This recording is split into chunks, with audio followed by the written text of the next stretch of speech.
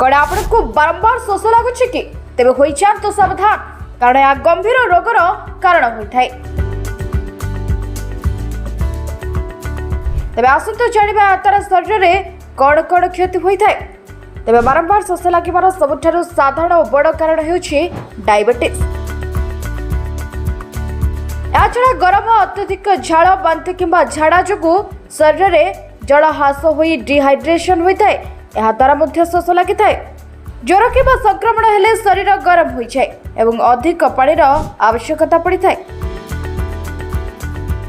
अन्यपटे विशेषकर भाइराल ज्वर किंबा यूरिन इन्फेक्शन ने अधिक शोष लगिपे। निद्रार अभाव एवं मानसिक चाप शरीर तरल पदार्थ संतुलन को प्रभावित करें।